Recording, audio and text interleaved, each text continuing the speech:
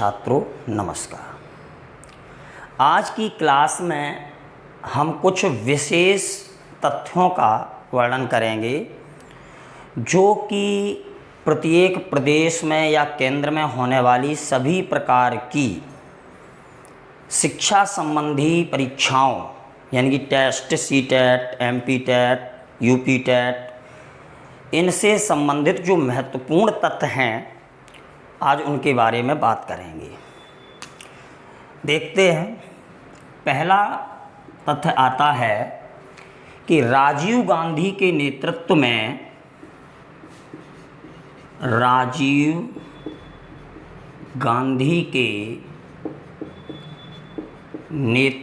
में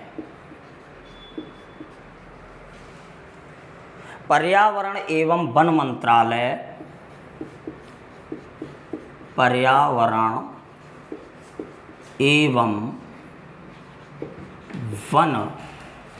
मंत्रालय, ठीक है, का सृजन कब किया गया?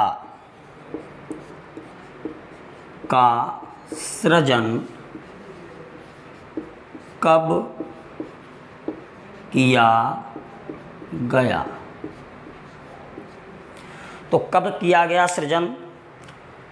तो 17 सितंबर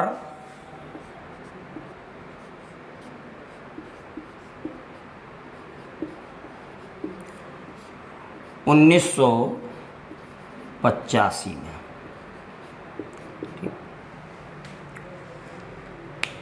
दूसरा फैक्ट आता है पर्यावरण संरक्षण अधिनियम।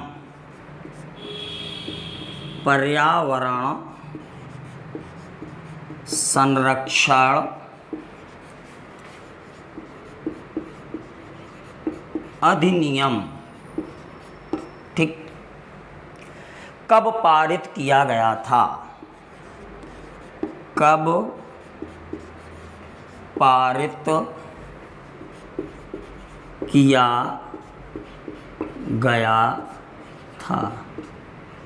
तो कब पारित किया गया था इसको? 1986 में, 1986 में। ठीक है। तीसरा फैक्ट है राजीव गांधी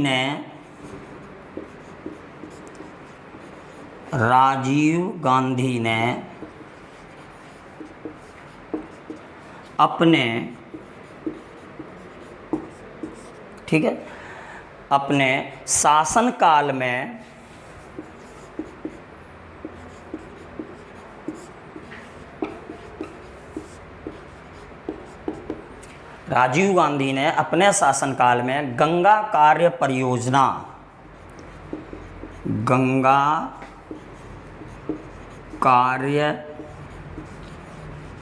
परियोजना, जिसको हम गैप के नाम से जानते हैं, गैप के नाम से, कब शुरू किया था?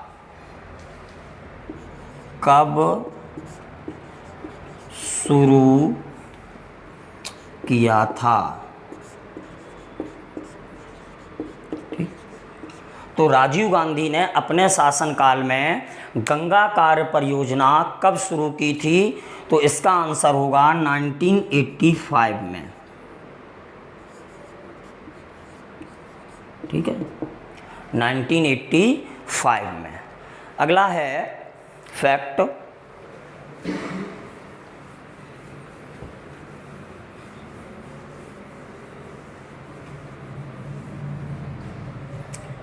चौथा फैक्ट होगा विश्व की सबसे बड़ी वन्य परियोजना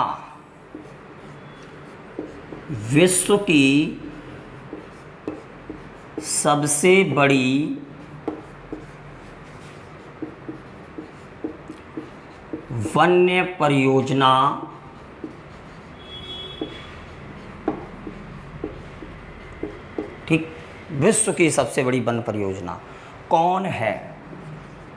नाम पूछ रहा है। ठीक है, इंदिरा गांधी जी ने शायद शुरुआत की थी इसकी 1972 में। ठीक है, कौन सी है? वन्य जीव संरक्षण अधिनियम। वन्य जीव संरक्षण अधिनियम। ठीक, कब चालू की गई थी ये? तो इसका प्रारंभ जो है 1972 में किया गया था। किसके द्वारा? इंदिरा गांधी जी के द्वारा। ठीक है, अगला है फैक्ट, राष्ट्रीय हरित न्यायाधिकरण। राष्ट्रीय हरित न्यायाधिकरण। राष्ट्रीय हरित न्यायाधिकरण अधिनियम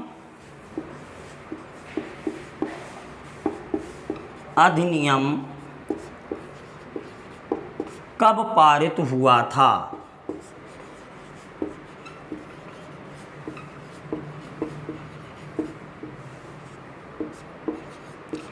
तो राष्ट्रीय हरित न्यायाधिकरण अधिनियम जो है ये 2010 में पारित हुआ था। कब? 2010 में। अगला फैक्ट है, पर्यावरण को विकास के साथ, पर्यावरण को विकास के साथ, ठीक है, किस पंचवर्षीय योजना में जोड़ा गया था? किस पंचवर्षीय योजना में जोड़ा गया था?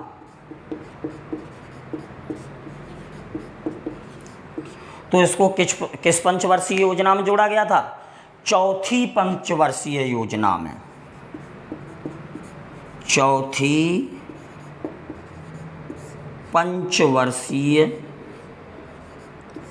योजना। ठीक है, यानी कि पर्यावरण को विकास के साथ किस पंचवर्षीय योजना में जोड़ा गया था? तो चौथी पंचवर्षीय योजना में इसको जोड़ा गया था। नेक्स्ट फैक्ट है, आदि मानव की भौतिक पर्यावरण की, आदि मानव की भौतिक पर्यावरण की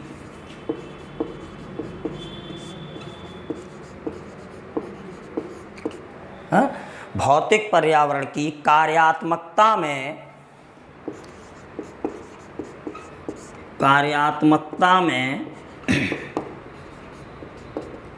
उसके कार्य करने की श्रेणी में कार्यात्मकता में भूमिका किस प्रकार की थी? भूमिका किस प्रकार की थी?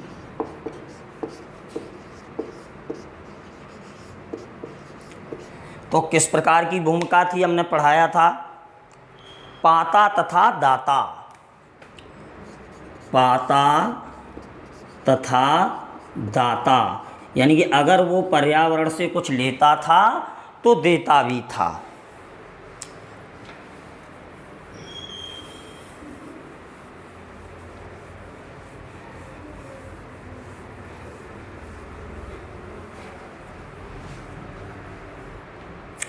अगला फैक्ट है,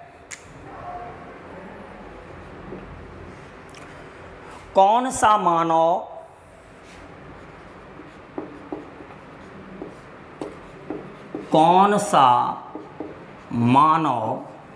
ठीक है, पर्यावरण का विध्वंसक माना जाता है? मानव पर्यावरण का विध्वंसक माना जाता है।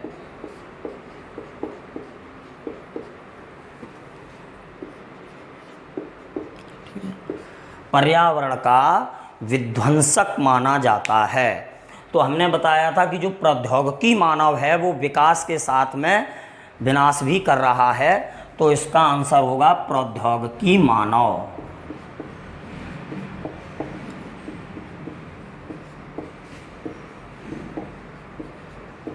ठीक, अगला प्रश्न है या फैक्ट है, कौन सी विधा ने मानव को, कौन सी विधा ने मानव को सामूहिक जीवन प्रदान किया? सामूहिक जीवन प्रदान किया।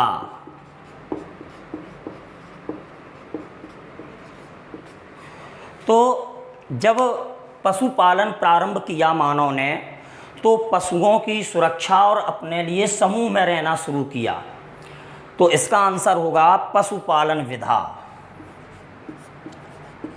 पशुपालन विधा या केवल पशुपालन। अगला फैक्ट है, खेती की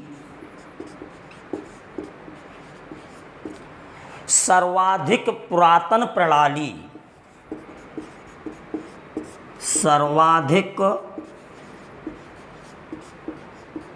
पुरातन प्रणाली कौन सी है या कौन है? तो सबसे पहले जब मानव ने कृषि प्रारंभ किया था, तो सबसे पहले इसने झूम कृषि का प्रयोग किया था। तो हमने जब पढ़ा रहे थे तब बताया भी था झूम कृषि। तो ये सबसे पुरातन विधा मानी जाती है खेती करने की। ठीक है, नेक्स्ट फैक्ट है, उच्च लवण, उच्च लवण, लवण माने साल्ट। ठीक है, सहनशील फसलें, सहनशील फसलें कौन सी हैं? सहनशील फसलें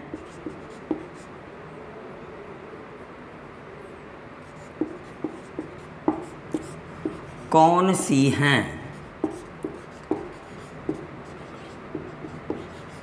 मतलब ऐसी कौन सी फसलें हैं जो सर्वाधिक साल्ट को सहन कर सकती हैं, यानी कि लवणीय भूमि में भी उग सकती हैं? तो धान, गन्ना, जई जिसको ओट कहा जाता है, ये ऐसी फसलें हैं जो सर्वाधिक लवणीय भूमि में भी उगाई जा सकती हैं।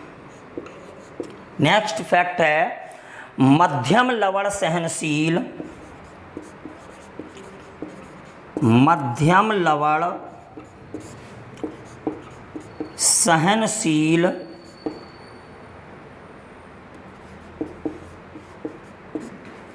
फसलें कौन सी हैं? फसलें कौन सी हैं? यानी कि ऐसी फसलें जिनमें मध्यम लवण हो और उनको उगाया जाए। तो मध्यम लवण सहनशील फसलें जो हैं वो कौन कौन सी हैं? कपास, ज्वार, ठीक, आपके मक्का, सरसों, गेहूं और भी हो सकती हैं। ठीक है, ये मध्यम लवण सहनशील फसलें हैं। फिर आपका आता है नेक्स्ट फैक्ट,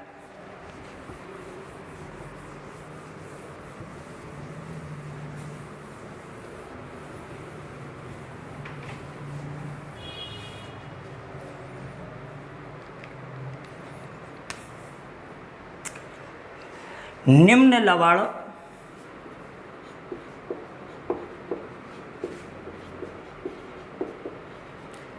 सहनशील फसलें कौन सी हैं?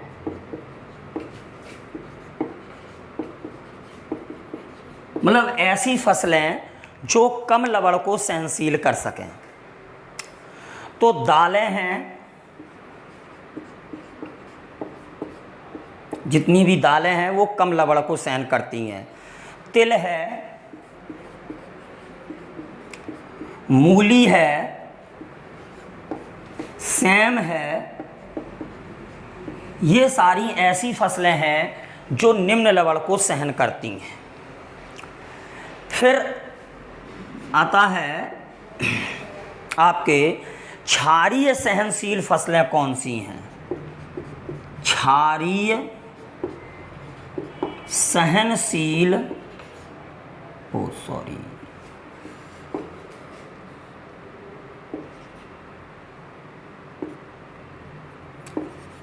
सहनशील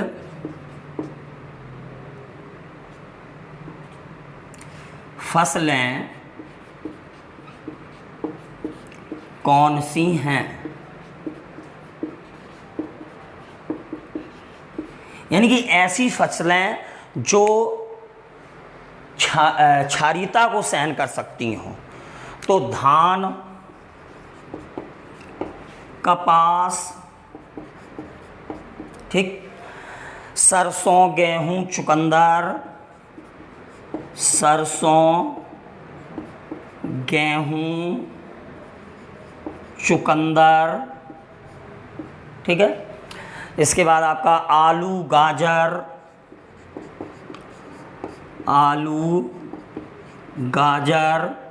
ठीक है, प्याज, टमाटर, अंगूर, बरसीम, ये सारी की सारी ऐसी फसलें हैं जो क्षारीयता को सहन कर सकती हैं। ठीक है। अब आता है अगला फैक्ट, एक वर्षीय फसलें कौन सी हैं? एक वर्षीय फसलें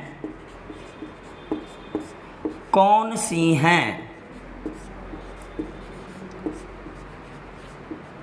एक वर्षीय फसलों का मतलब होता है जिनका जीवन चक्र एक वर्ष में पूरा हो जाए। तो इसमें आते हैं आपके गेहूं, जो मुख्य रूप से पूछे जाते हैं, ठीक है, चना, जौ, सोयाबीन आदि, ठीक है। और भी हो सकती हैं, लेकिन जो बहुत ज़्यादातर पूछी जाती हैं वो ये हैं गेहूं, चना, जौ और सोयाबीन। नेक्स्ट है द्विवर्षीय फसलें कौन सी हैं?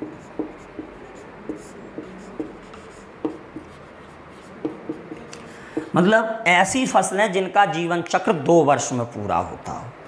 तो इसमें सबसे ज़्यादा जो प्रश्न पूछता है वो है चुकंदर। ठीक। अगला है बहुवर्षीय फसलें कौन सी होती हैं? बहुवर्षीय फसलें कौन सी हैं?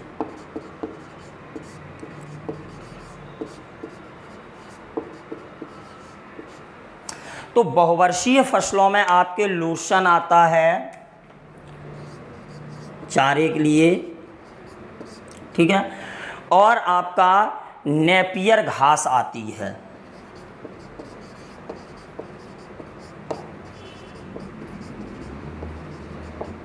बहुत पूछा जाता नेपियर घास कैसी फसल है, तो ये बहुवर्षीय फसल है, ठीक है।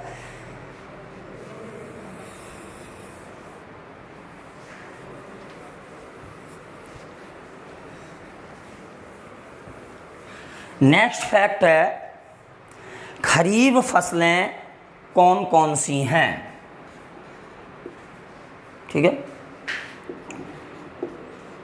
खरीफ फसलें कौन सी हैं? तो खरीफ की फसलों में आने वाले कौन है? धान, मक्का, ज्वार, बाजरा, धान, मक्का, ज्वार, बाजरा, और आपके जूट, कपास, लोबिया, जूट, कपास, लोबिया आदि। ठीक, इसके बाद फैक्ट आता है, रबी की फसलें कौन सी हैं?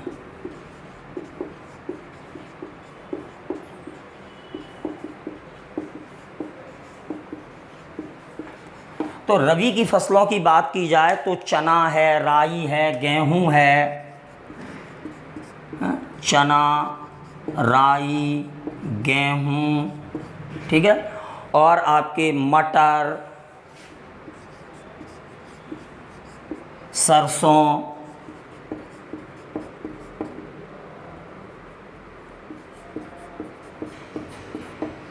मटर के बाद सरसों, आलू, इसमें आलू भी आता है आदि। ठीक है, फिर आता है आपकी जायद की फसलें कौन सी हैं?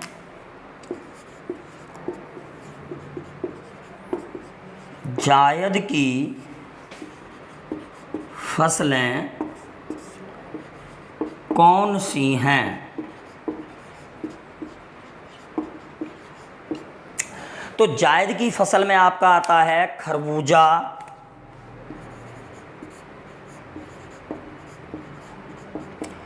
तरबूज, खीरा, ककड़ी आदि। ठीक है, इसके बाद अगला फैक्ट आता है कि नगदी फसलें कौन सी होती हैं? नगदी फसलें कौन सी हैं? ठीक है, नगदी मतलब जिनको बेच के पैसा कमाया जा सके। तो गन्ना, आलू, आलू का व्यापार, तंबाकू, कपास, जूट, ये जो हैं भारत की नगदी फसलें हैं। गन्ना है, आलू है, तंबाकू है, कपास है, जूट है, इन सब से जो है नगद प्राप्त होता है। अगला फैक्ट आता है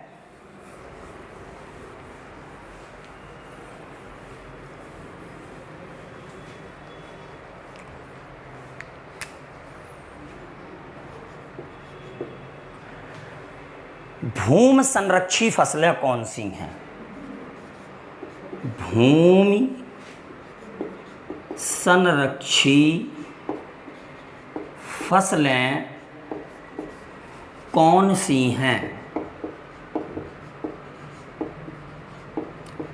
भूमि संरक्षी मतलब मिट्टी का संरक्षण करने वाली, यानी कि मृदा के कटाव को रोकने वाली ऐसी कौन सी फसलें हैं जिनको बोने से हमारी मृदा का जो कटाव है वो रुक जाता है? तो मूंग है,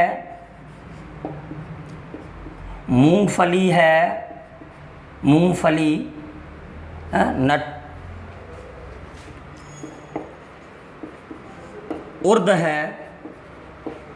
ठीक है, ये ऐसी फसलें हैं जो भूमि के कटाव को रोकती हैं।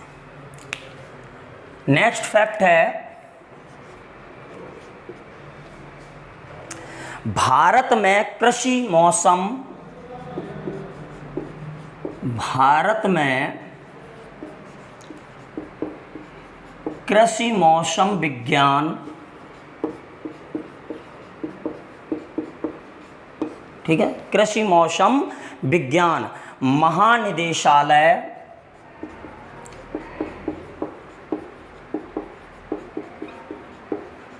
स्थित है।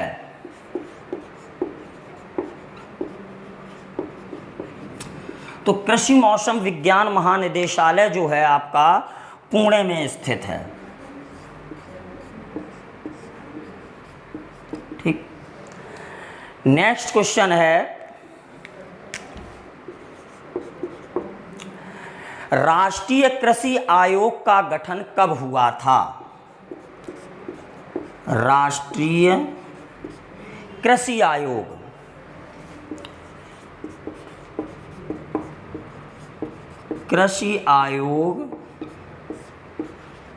का गठन कब हुआ था?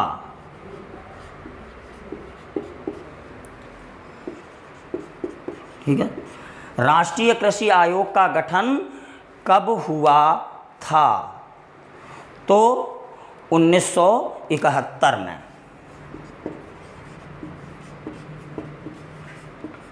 ठीक है, अगला है, फ्रांस के,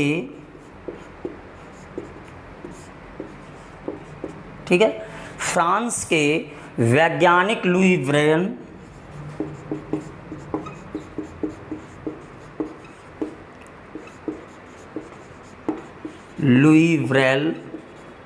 ठीक है, द्वारा बनाई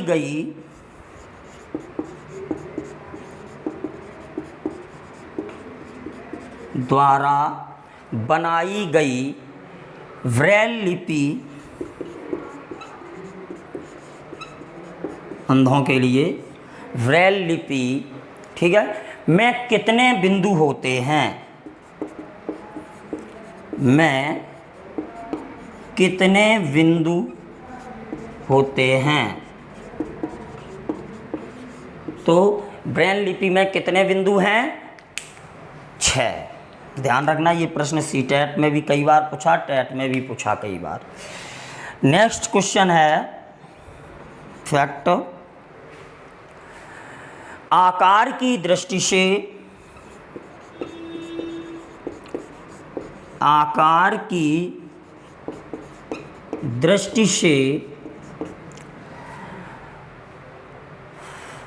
भारत का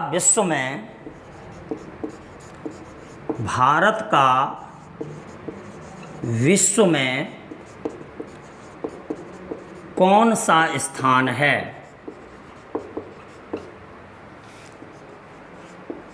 ठीक है, तो कौन सा स्थान है? जनसंख्या के आधार पे तो दूसरा,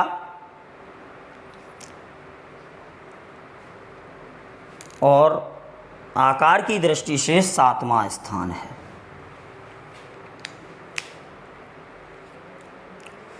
अगला,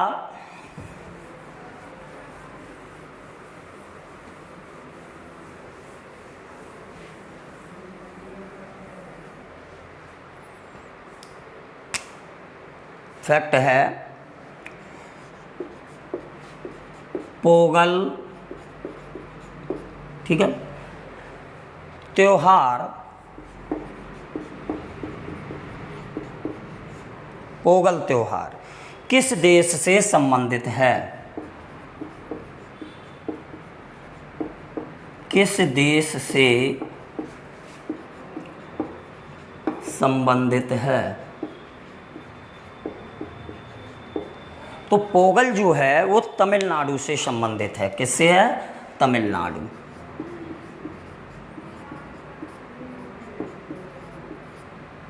ठीक है, नेक्स्ट फैक्ट है, करनाली,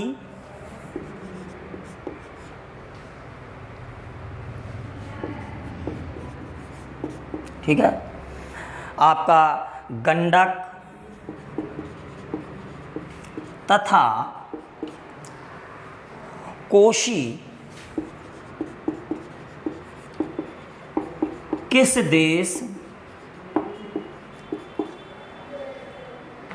की प्रमुख नदियां हैं?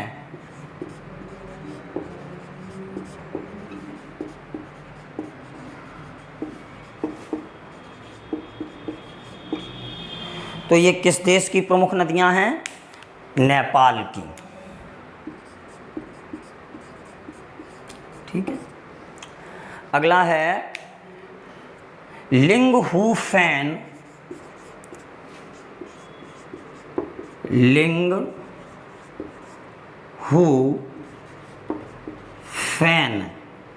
ठीक है। लिंगहुफेन किस देश का पकवान है? किस देश का पकवान है? ठीक, तो ये किस देश का पकवान है? हांगकांग का।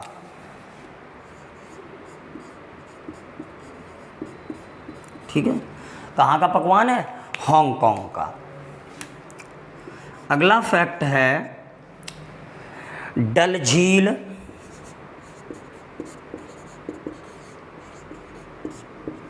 ठीक है, झेलम नदी,